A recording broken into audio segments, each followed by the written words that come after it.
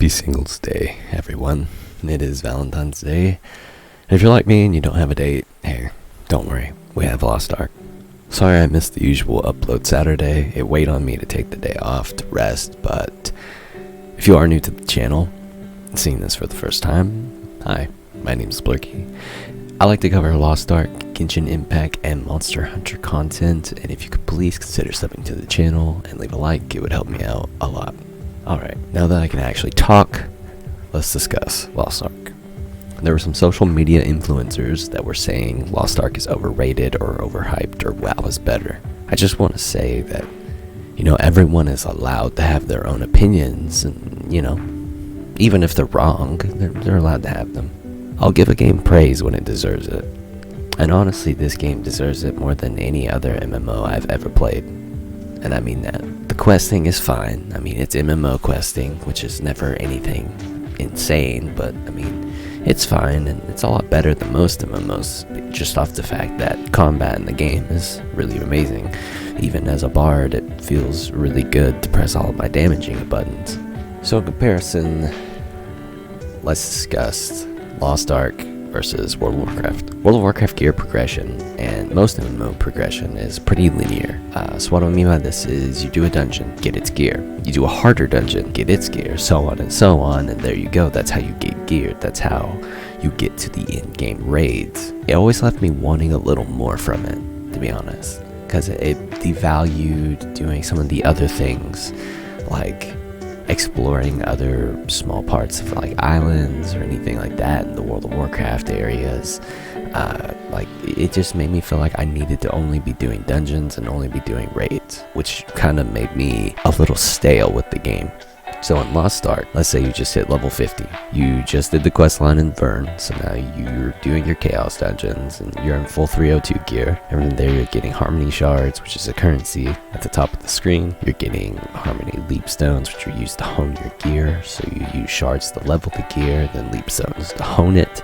And you rinse and repeat this until you get gear high enough item level to get to the next tier or the next area, like Rohindel. So as you get higher item level in that tier, you can unlock better and better dungeons and guardian raids. So let's say you go into Rohindel at item level 500. So now you're just doing the quests there and stuff like that. You can only get a lot of gear from doing your first 2 Chaos dungeons and your 2 Guardian raids. So what else can you do besides your Guardian raids and your Chaos dungeons for the day? Well, there's islands, because you don't have to spam Chaos dungeons. You can go spam some islands. Now, islands are their own separate kind of content. Some involve combat, some involve life skills like mining and foraging. Some are quest lines that take you all around to other islands and stuff. But besides these, islands basically bring their own thing, their own personality, and a lot of them drop mats. So there are tier 1 islands and tier 2 islands, where tier 1 drops tier 1 materials and tier 2 drops tier 2 materials, and you'll have your certain item score that are it'll show you the item score needed before going to an island, and if you meet that, you can go in and start questing and stuff. And I prefer this because you're not only locked into doing dungeons and raids like in World of Warcraft. Instead, you can go do islands to farm more mats. You can do your dungeons to farm more mats, do your raids to do more mats. It just feels better to me. Now, the part I don't like, however, for Lost Ark gearing is that when you hone your gear, there is a chance for it to fail. Similar to Black Desert, but unlike Black Desert, if you fail an upgrade, you won't lose durability or lose progress, because in Black Desert you could lose durability on your gear and downgrade. You can't downgrade or lose durability. If you fail an upgrade in Lost Ark, you just failed the upgrade. Instead, it just gives you some pity chance. Basically, just what I mean by pity chance is it just increases the success rate, and then you can try again and again and again and again until you finally get it. Now, this does make it a more time thing than anything else, unless you're really lucky. And the fact you could grind resources to not get an upgrade doesn't have me super happy, but overall I am really happy with gearing in this game.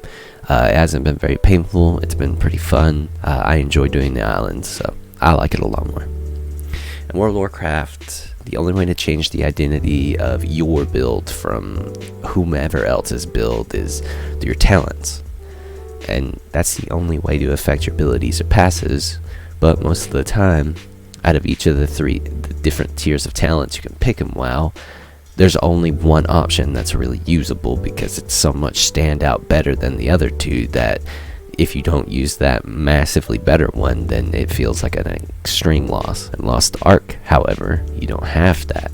Instead, you have engravings, which honestly are a little more work to get and to understand, but it lets there be so much more room for different builds. Like for a support focused bard, I take engravings for Desperate Salvation, which just makes my heal do more healing at the end of it. Spirit Absorption is another big one that I like a lot, since as a bard I don't have mobility to move around, and with the extra move speed and attack speed, it's really nice. And the attack speed for casters affects your casting speed. You can see from the engravings page that I'm getting levels by having 5 points in that engraving, and my engraving points are coming from my gear, specifically my earrings, rings, necklace, and ability stone. I have heavy armor for my stone because it's a more tank stat, keeps me alive, and the longer I'm alive, the more people are getting buffs, heals, and shields. The necromancy engraving isn't something I was shooting for, neither really was the heavy armor, but these are things that just came off the stone that was really good for me, and the best one I had at the time. It just shows that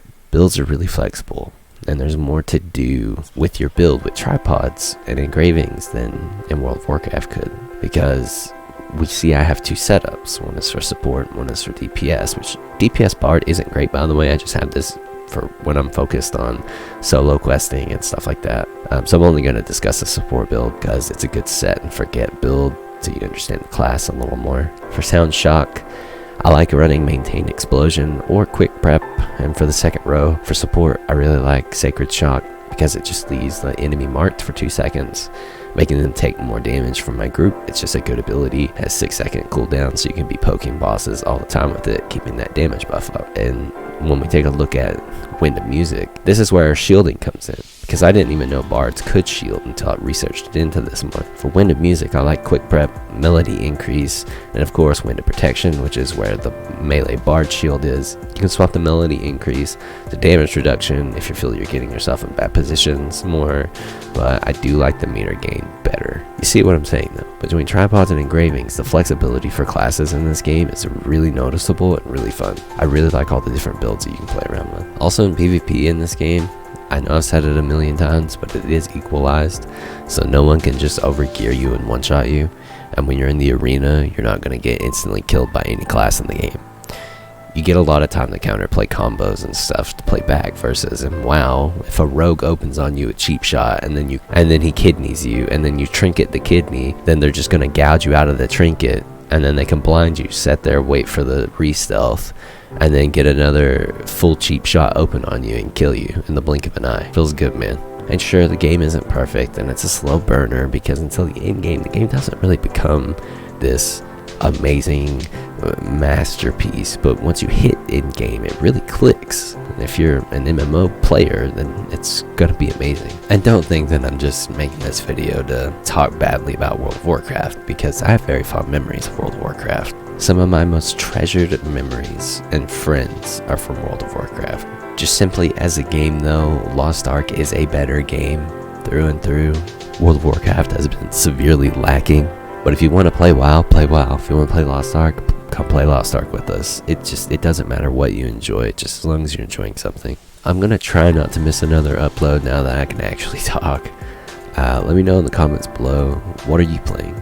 Have you tried Lost Ark? Do you play another MMO and think that Lost Ark is going to flop?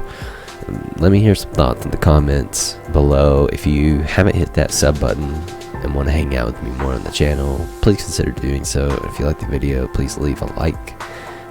The reason every YouTuber ever asks is because it does help. It helps people to find my videos, they're recommended, so it just helps me out a massive amount. Thanks guys, I'll see you in the next one.